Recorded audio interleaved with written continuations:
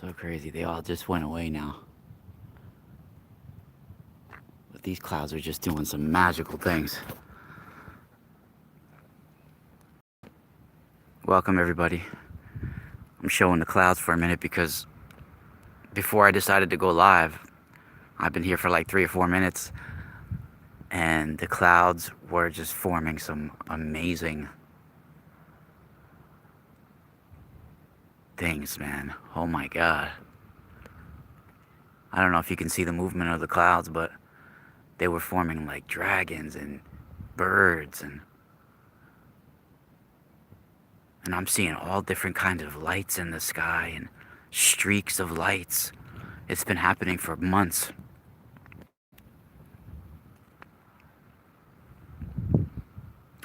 It's really, I think it's the fifth dimension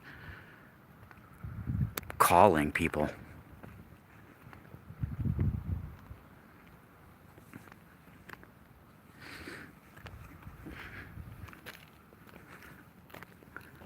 Let me turn off my, yo, what's up? What's up, everybody? Let me just turn off. I think I left my keys in the ignition in my car. Hold on.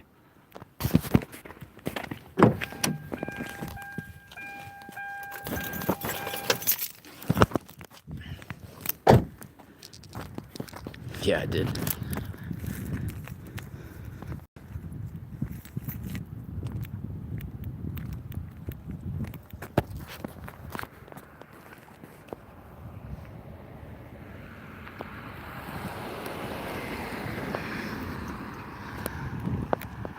How's everybody doing today? Let me see who's in the chat room.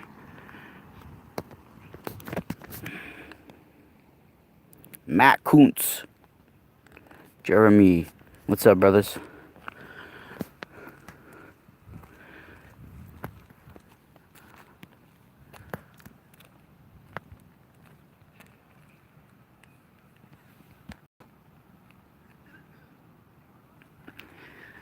I'm hanging in there. How are you doing?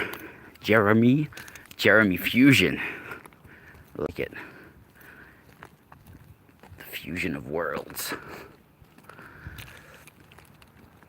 So everybody could see the title of this video.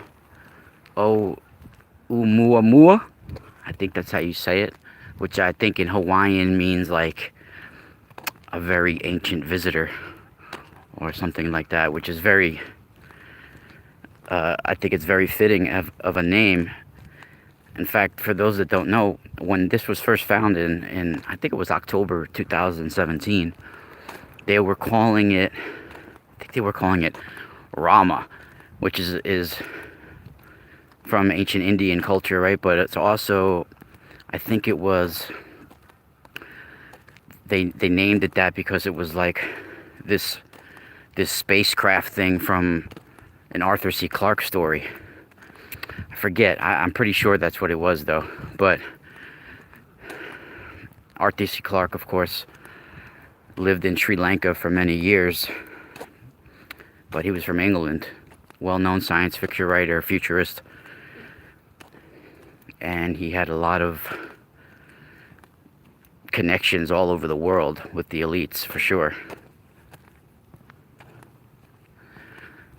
Ah, man, my heel is killing me right now.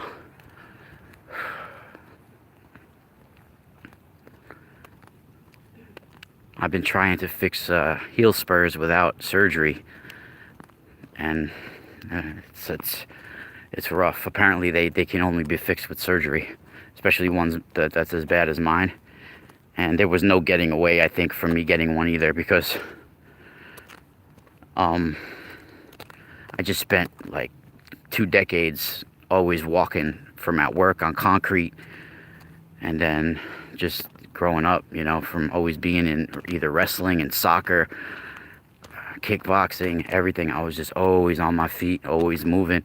And then I spent like a couple of almost 15 years in a warehouse on the friggin' hard concrete in steel toe boots. So sometimes you screw up your heels that way. Especially I walk heavy on one foot. Like I walk heavy on my one side that has the heel spur so bad. So that's pretty much Why, you know, I made... So, anyway, let's forget about the heel spur for a moment and move on to the topic of the video. So, I think people could double check, but it was like mid-October. See, look. I made the video private. Before we go into the Oumuamua, I made the video private. See, now, the other day, I was at this spot and I saw these tracks, right? And these tracks are still in the snow. Now, I don't think they could... I made the video private now, for now, because I took it off because I'm not sure. But I do not think those are deer tracks. I just don't. Just because of the... and because of the foot. Like, I've seen deer tracks before and they're too heavy. Thank you. I've been trying to heal my heel with the... in the chat room, for those asking, talking about in the chat room. I've been using Ayurvedic medicine and tensor tools, like copper tensor tools, but I mean, I need something more powerful than I would have to get one and keep it, I would think, on my... over my over my ankle. I would have to keep it probably, which is probably not a bad idea, because I do keep one always on my forearm right now for another reason right there. But I probably should keep one over my ankle, like that area, all the time. I mean, I know of people that have had horses that have broken their leg pretty badly, and usually you got to get rid of a horse. He's, you know, like that. Usually a lot of times they'll kill a horse if they break the leg. And I took, like, I think 9 or 10 months, but they taped... They had tensor rings that they put on around the horse's leg, and actually taped it there too, like in place. And after 9 months, it healed, which was pretty remarkable.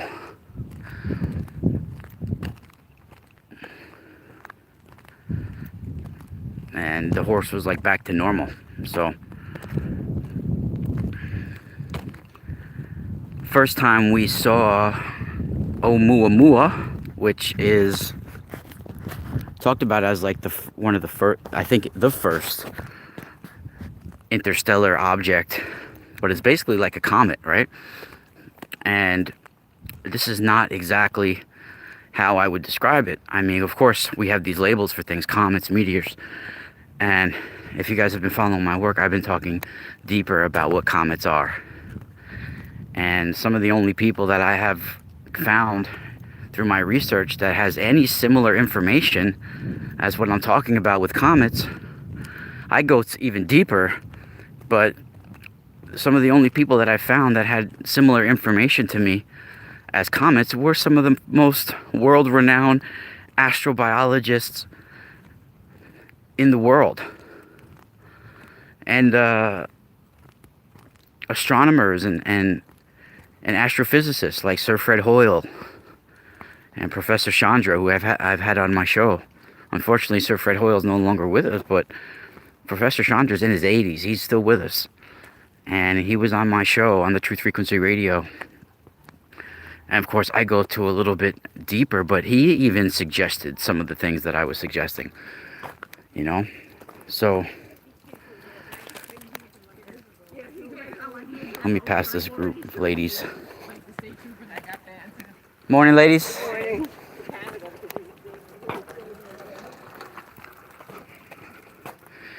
So, I mean, I go a little bit deeper into the divine intelligence part of comets, because, you know, they're not random rocks floating through space, right? These are divine intelligence. They're genetic labs. They're being sent throughout the universe as divine technology. There's no doubt in my mind. And when I do a remote view, if you want to call it a remote viewing or a psychic reading of what comes to me about Oumuamua, there's no doubt in my mind that this is some sort of like cosmic impulse probe, and that was sent here from some sort of star or planet that collapsed. And it was literally sent before the collision, the collapse of a maybe you could call it a smaller sun. And I think it had to do with the Lyran constellation, Lyra. And I'm pretty sure that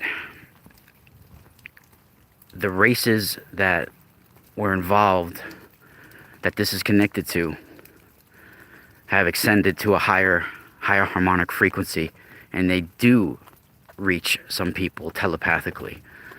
And that it was sent here on a specific course. And there's no doubt that it brought some sort of harmonic activation to our area. No doubt that it affected our crystalline grid and our ley lines and our energy grid. In fact, we didn't even know about this object until a few days after it was closest to us. That's pretty friggin' frightening, right? We were not even aware of it until it already had passed. It was cloaked from us.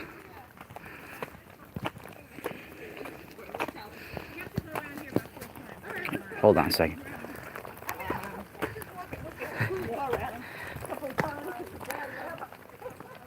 So, let me see in the chat room. Morning. Hello.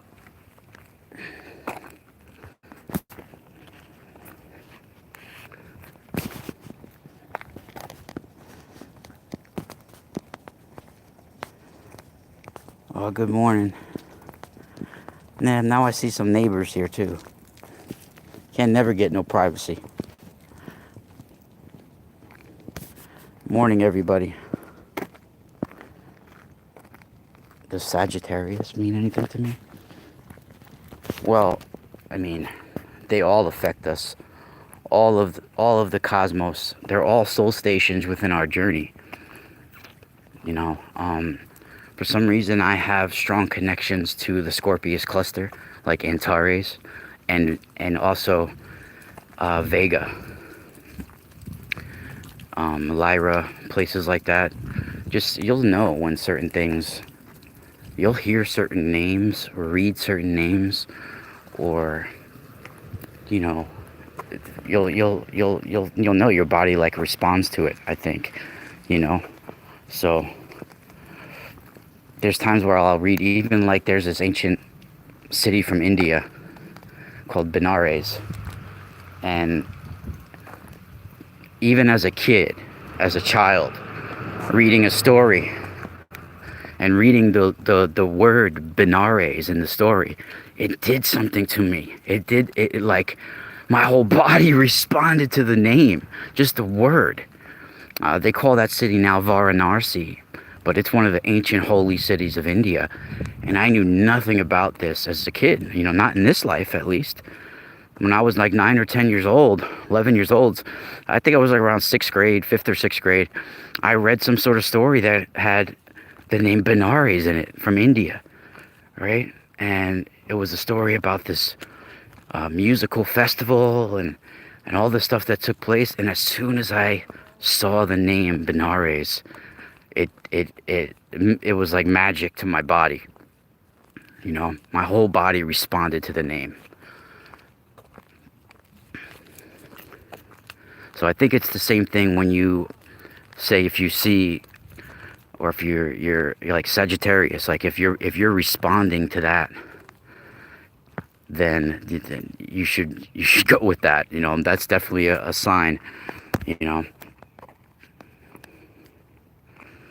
Yeah, you could look at it like that. It's your archive. You know, hey Melinda, what's up, everybody?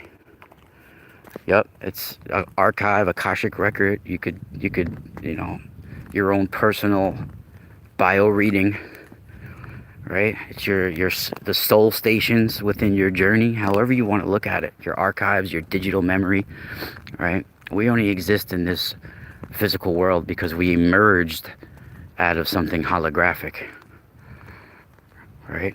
So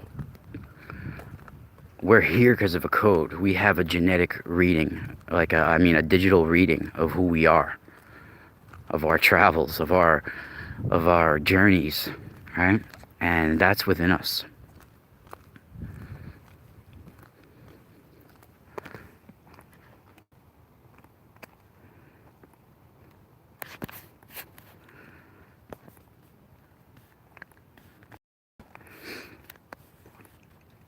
For some reason, too, Vega is big with me, and also the Orion belt, because like since I'm a kid, and of course it's wintertime when it's usually when you got you got Orion in the sky. It's during the winter, but whenever um whenever I'm like when Orion's visible in the sky, I can be, and it's been since I'm, for as long as I've been looking at the stars, for as long as I've been alive, that I can remember this. I could be at any place. I could be any home, like any building, shopping center. But as soon as I walk outside and the sky is visible, it's like I have a laser friggin' target to Orion. I don't have to look for it. I'll just look up and it's boom right there.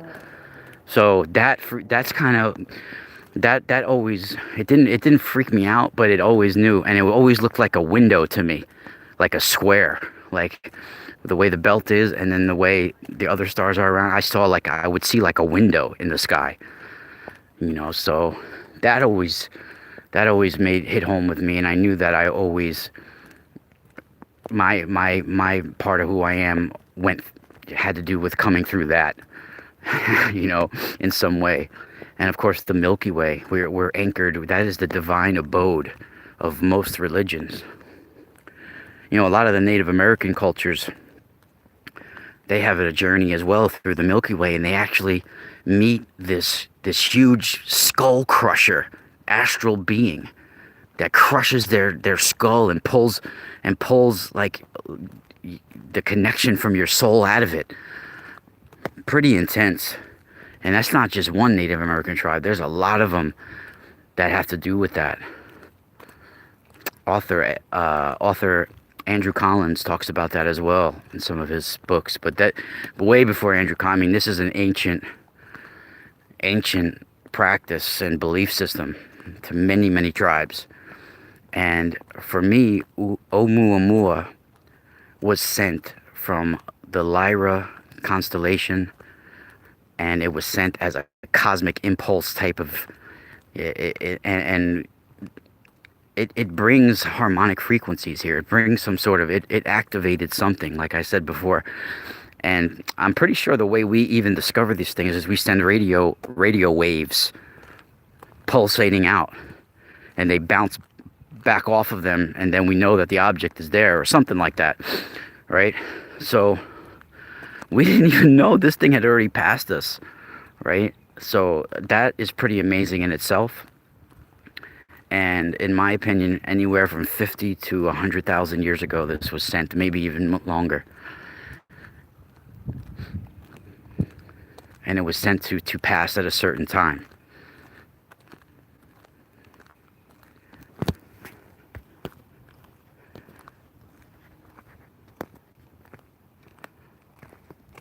Yeah, sort of like a scout beacon, if you want to call it that, some sort of like probe, right?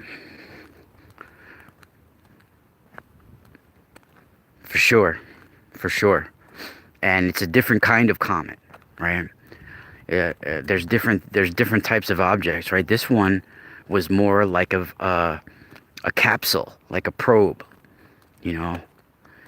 because a lot of comets, right, when they pass the sun, they get lit up with all these tails, the gases and stuff. This was a different kind of comet, right? It wasn't that type of mission for this thing, right?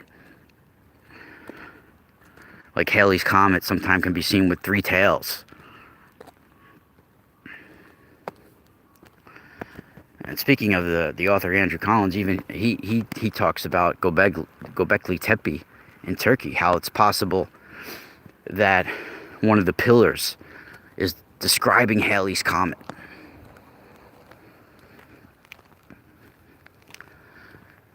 And there are whole tribes dedicated to comets. I know about this. Ancient mystics from Italy as well. The star mystics, the Tanaric, Janaric, all these mystic families from ancient Italy, a lot of them incorporated knowledge about comets and how we can influence even comets.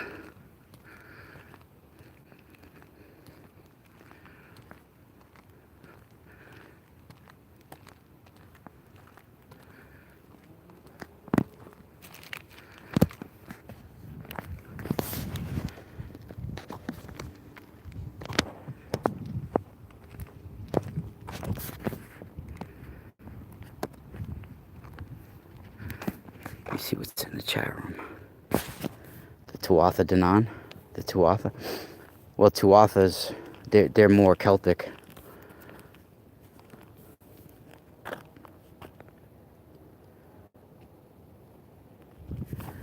The Black Knight satellite, yeah. Yep. So I know a lot of people, when I start talking about telepathic connections and different experiences, they start to turn their head because maybe some people have not experienced this. But I have had many visions and things that come to me like holographic rain, I guess you can call it. Little flashes of electric fire that you see. And I've seen torus fields over people. I've seen auras, you know, and my own higher self. Like I've been able to have other connections with other higher beings within that higher dimensional system. And it's a knowing that comes over you. It's more like playing show. It's symbolism and sometimes it's faces where I'm not even hearing anything. It's like you're seeing somebody talking but without the words, and a knowing that comes over you. If that makes sense. It's almost like in the center of eyes. And it's like a story picture that plays out sometimes within the flash.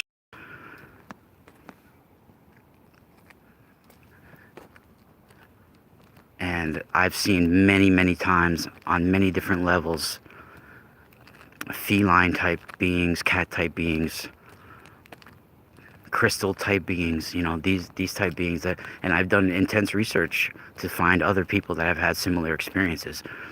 And of course, the info that you pull in sometimes,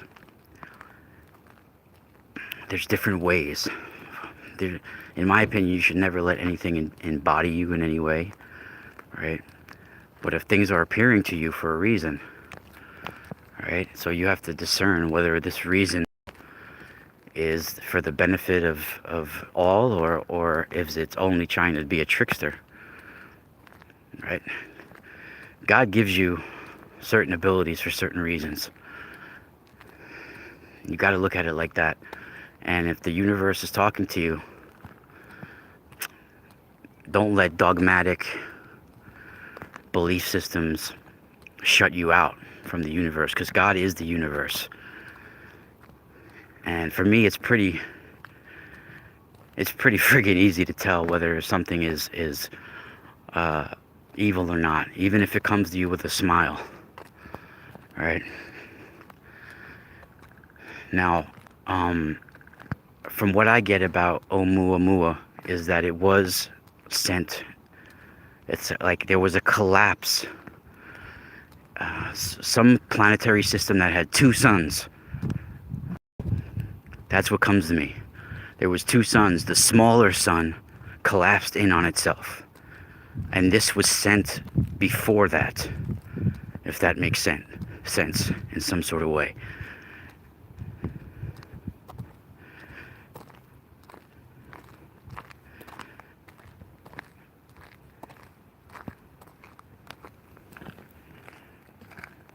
Oh, thank you for who donated. Thank you so much. Good looking out.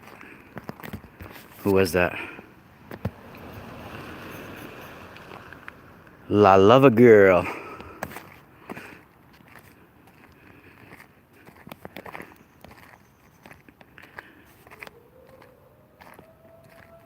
Yes, Varanasi.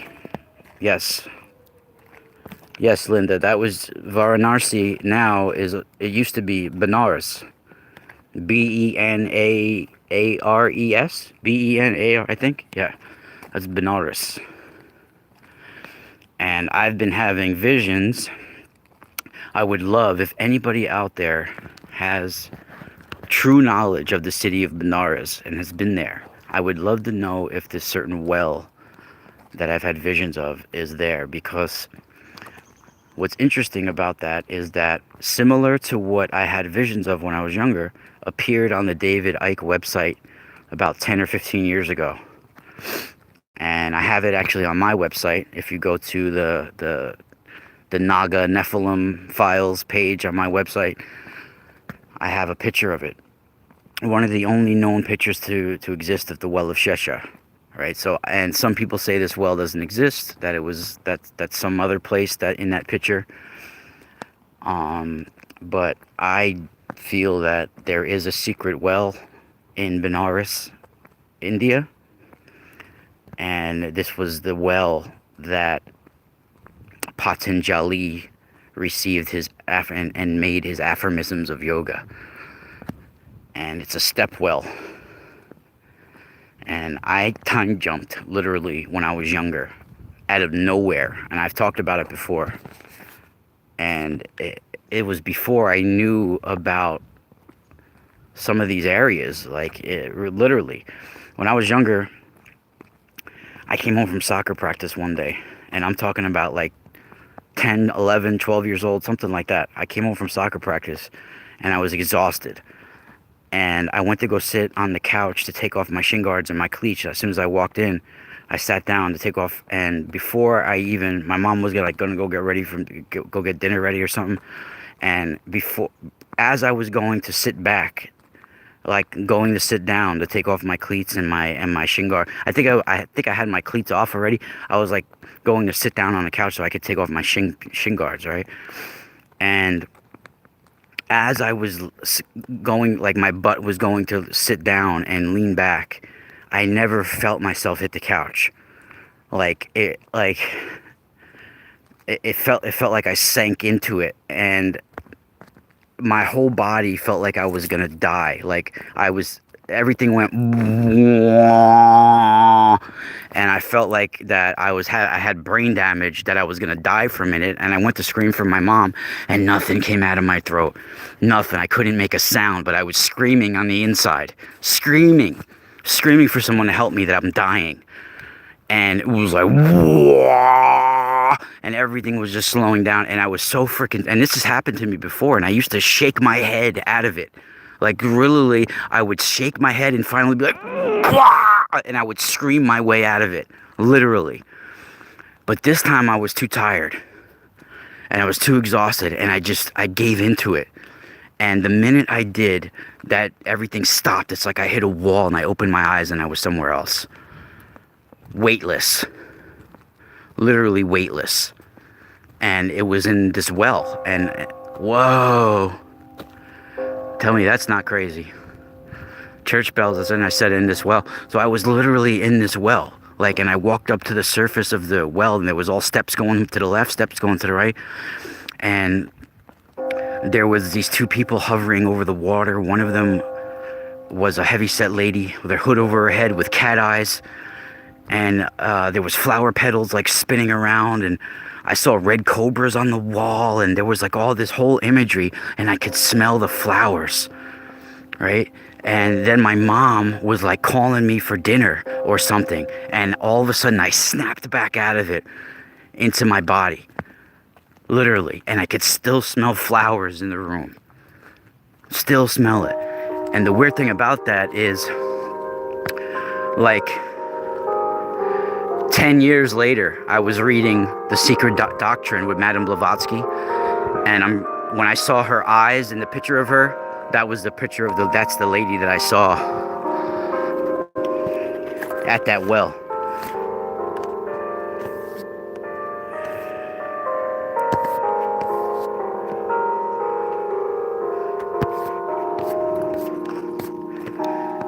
So that's pretty crazy. My phone's about to die too.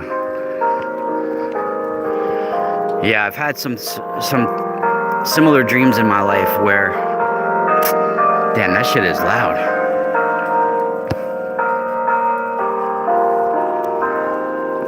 The devil has a pretty face, yeah. You know what? I think that in a prior life to this one, that I probably had met Madame Blavatsky, or we meditated together, or we had some sort of experience together, because she had, after I had, because this was not an evil experience as a kid. It was more like I time jumped to somewhere else within my history, you know. It was like more of a profound experience, you know. And my mom just said I was dreaming when I told her about it, but I knew it was something more. And of course, I don't believe in all the belief systems of Madame Blavatsky, and it's not like that. But of course, this woman accomplished a lot, and she had a lot of interesting information. And I think at one time we did cross paths in a prior life, and I was tapping into that. And it was because I was so tired and exhausted, and my physical body was like, that was one of the keys to it, I think.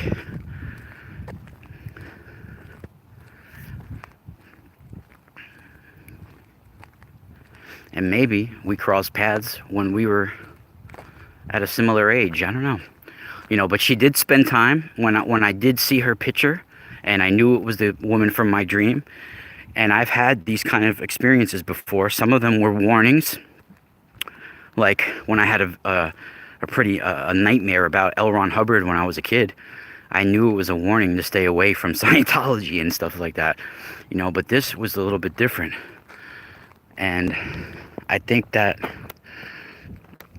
we have those experiences sometimes to warn us and